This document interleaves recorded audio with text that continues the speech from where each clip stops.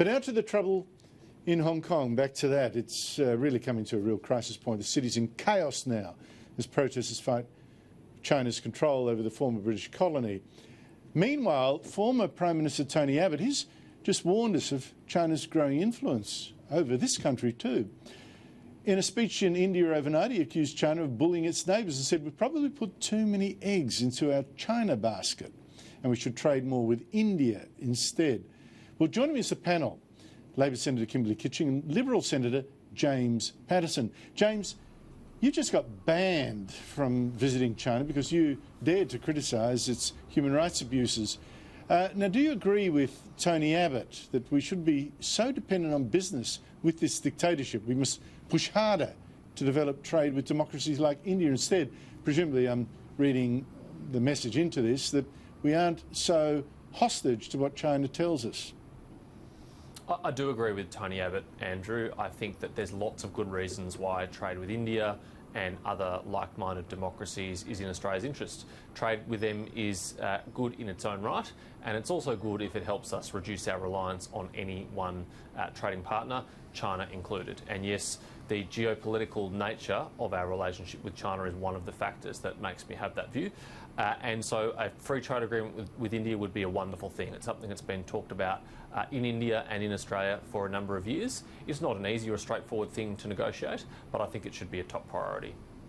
Kimberley? Well, namaste. And I love India. So and partly that is because it's a pluralistic society.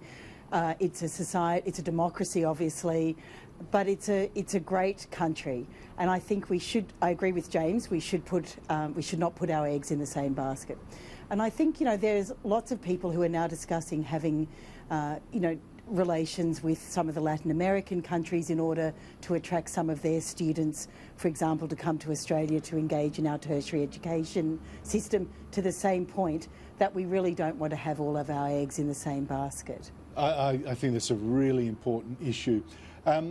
Meanwhile, James, China's aggression under dictator Xi Jinping, it seems it's suddenly meeting a lot of resistance, or people are really, it's got people's backs up, particularly the riots in Hong Kong, obviously.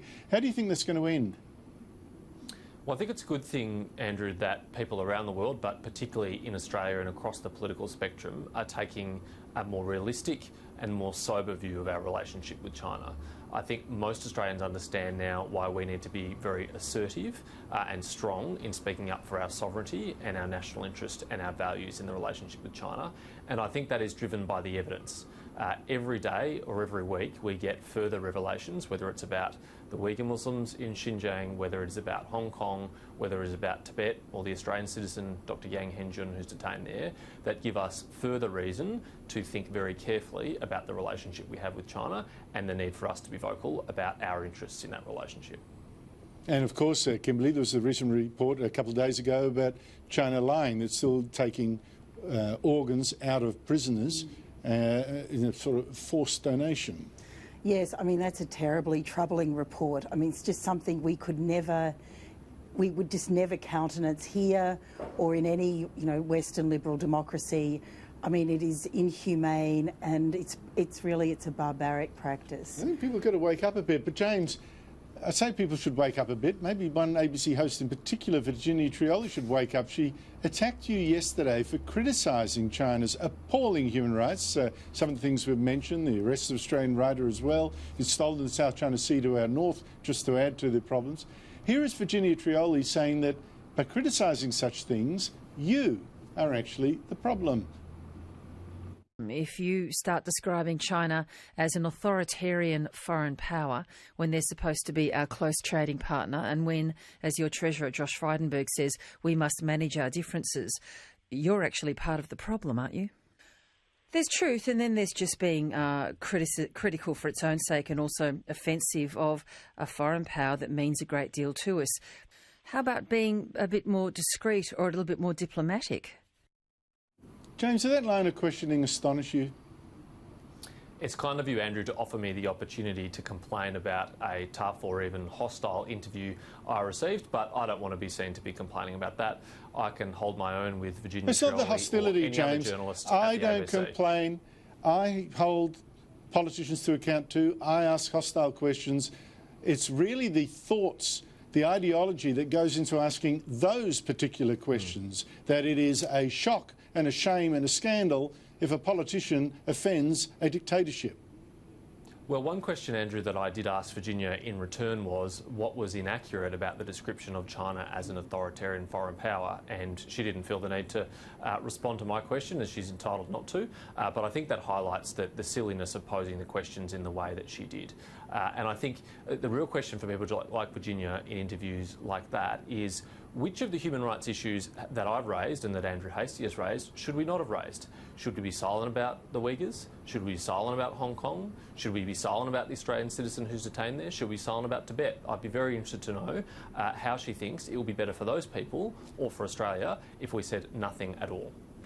Well, James doesn't want to sound like a whinger. What did you make of that line of questioning? Well, I was so surprised that I actually went back to listen to the interview again, because I was very surprised. Now, her predecessor did use a debating technique to, Devil's advocate. take the opposite view to elicit more information. I don't feel it was that. And what I was reminded of, sort of in the opposite, was Secretary Pompeo's words when he was in Australia recently, which were, do you really want to sell your soul for a pile of soybeans? And I felt, it was actually to suggest that someone, we should all be quiet, and I think the words she used were discreet. And we shouldn't really criticise anyone because, we're doing trade with that country. Isn't James part of the problem? I guess I'm going to hear us stop banging out Donald Trump then. But the point, it was a kind of a morally repugnant argument. So. And I thought it was also, I think I was also shocked because, of course, as a journalist, she should be encouraging people, if they do hold a view, to, to speak the truth and, to report upon that without, I think, making James and by extension, I think, Andrew Hastie, these sort of people who were the problem, when in fact our society values and indeed celebrates the freedom of speech. It celebrates the right to express our views. The Voltairean principle, I disagree with what you say, but defend to the death your right to say it. I'm a little bit upset that she disagrees with James criticising a Chinese dictatorship. I just find that, like you, I found it it's hard to be shocked now by the ABC. It's off the leash, but that was morally, as you say, morally repugnant.